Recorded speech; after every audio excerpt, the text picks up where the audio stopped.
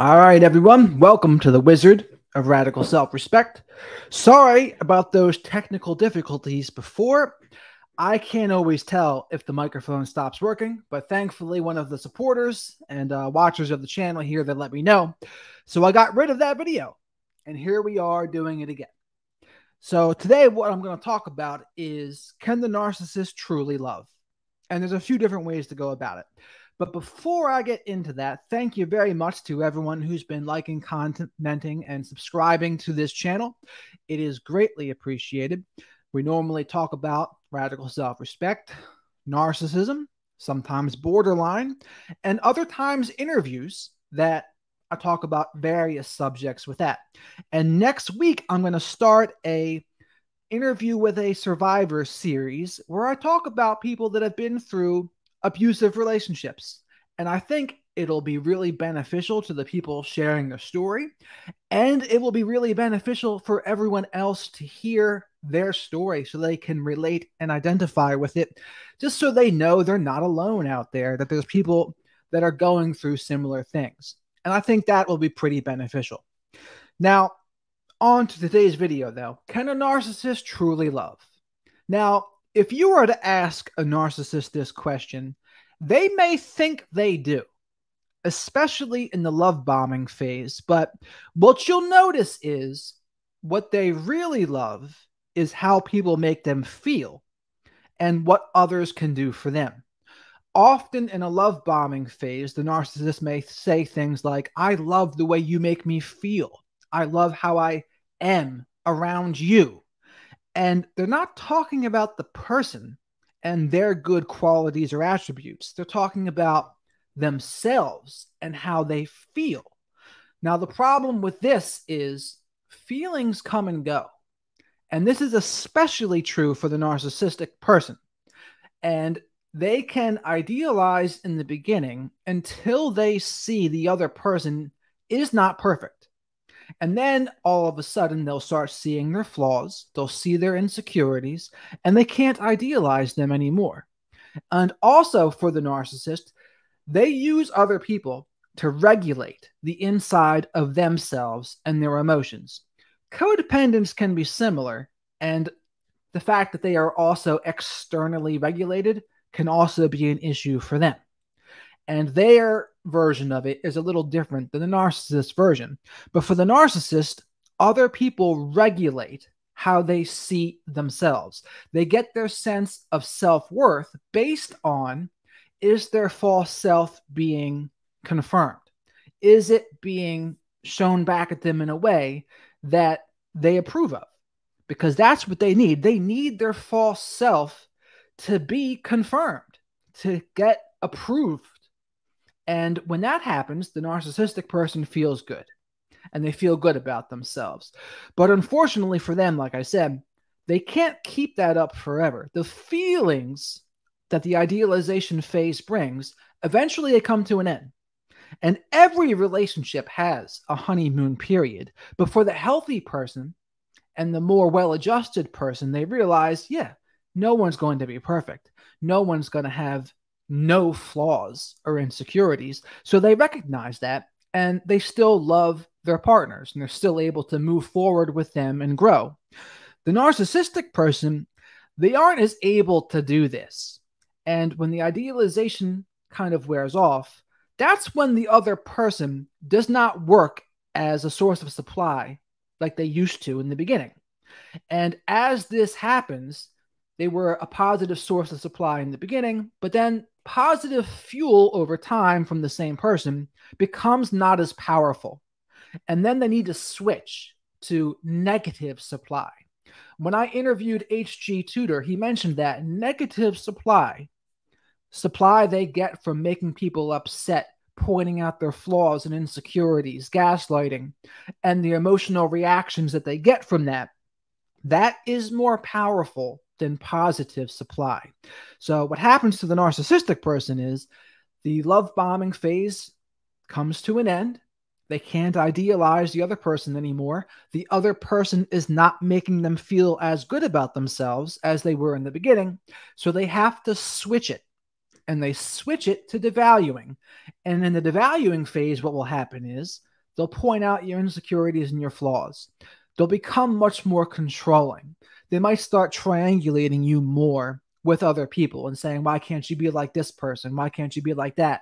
Or they'll talk about the good attributes that other people have that you don't have. But whatever it is, they're always bringing up stuff that makes you feel less than. And that's its intended purpose. Their intended purpose is to put you down in the devaluing phase, because it does a couple things. When they put you down, you are more easily controllable.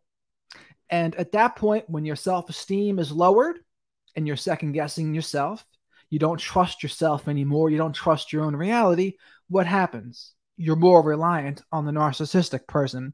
And in lieu of the positive feelings you gave the narcissist in the beginning, they want that control now instead. And this is just the never-ending cycle that happens. And the narcissistic person, they will mix in some love bombing again to keep you on the hook, because they can't just go all black all of a sudden. They have to keep on throwing you some intermittent rewards, which also makes the other person more likely to get addicted, because when there's no consistent behavior pattern, there's no consistent rewards. It's the same principle that happens in gambling. People get addicted because of that, and it becomes harder to break the habit. So this is the never-ending cycle for a narcissistic person. In the beginning, they may truly think they love someone. They may truly think that they can fall in love and have a happy relationship. But all that's really going on is when they're mirroring someone's likes and dislikes in the love bombing, what's happening is the other person is making the narcissist feel good about themselves. They are getting whole again. The supply is working, but that can only last for so long. And when the idealization phase ends, when the love bombing ends, that's when the devalue begins, and insecurities and flaws get brought up all the time. And that cycle can repeat back and forth for many years with the same person, unless someone finally puts an end to it, or the narcissist completely discards the other person. But that's the never-ending cycle. It comes down to the narcissist uses other people to regulate their emotions, to regulate the inside of themselves. They like what other people can do for them, but no person can be that person for the narcissist forever. There always will be a devalue, and eventually there will be a discard. And then even then, there will still be hoovers after that. But a lot of people, they think, oh, if only I did this, this, or this, it could have been different. But no, it couldn't have been different. No matter what you did, the narcissistic person would have gone through the same routine. They would have love bombed. They would have devalued, throwing in some love bombing again, until finally there's a discard. And then there would still be hoovers. There is no way around that process. And that also helped me too, when I realized there was nothing I could have done. I used to think, oh, if I only did this correctly, or if I was only this, or if I was only that, maybe it would have gone different. But no matter what I did, it would not have gone different. And the same applies for you out there as well. No matter what you did, it would not have gone differently. You cannot overcome cluster B pathology with fill in the blank, with just being a good person. No matter what you do, and this is why unconditionally loving them doesn't really work too well either, because no matter what you do, the cycle will be there. There will be love bombing, there will be devaluing, there will be intermittent love bombing again, and then finally discard, and then later hoover. There is no way around that. And it's unfortunate, but the narcissistic person, they chew up and spit out people like they are nothing. And I was reading a book once, and the psychotherapist said, one of her narcissistic clients said, people are like hamburgers. You can throw out one and pick up another without skipping a beat. And that's how you know they're not truly loving. They like what someone can do for them. They like what someone does and how they make them feel, but it's not real love. And here's the other thing to think about. Is it really love when they're controlling you? Is it really love when they're gaslighting you? Is it really love when they're devaluing you, flipping the script on you, playing the victim, guilt tripping, running smear campaigns? All of that is like, is that what you do to someone you love?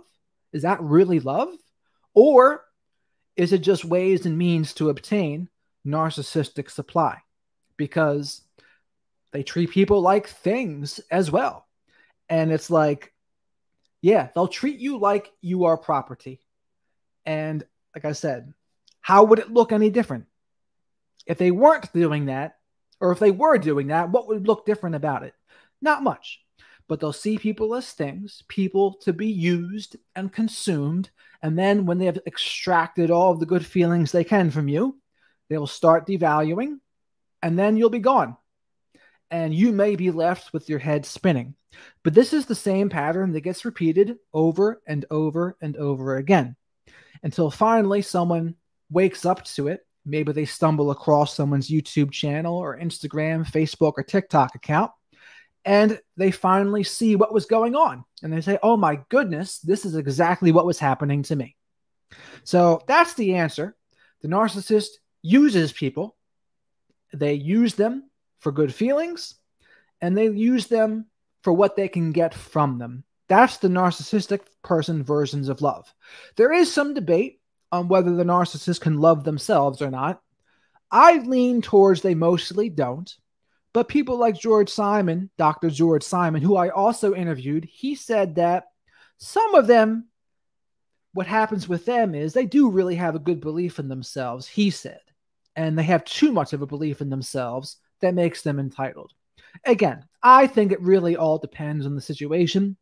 But I also think it's important to get his views out there too, because I want my audience to have the whole picture, not just one side, but everyone's perspective, all of the professionals' perspective. So that's my video for today. Check me out on Facebook, Jared Mello on Facebook. My biggest following's on there. Instagram, The Wizard of Radical Self-Respect. Or no, the wizard _of_radical_self_respect. And TikTok, Black Sheep's Time to Shine. Revenge of the Black Sheep, you may say. And that's where you can find me on all the different platforms. And keep your eyes open next week for my interview with a survivor series.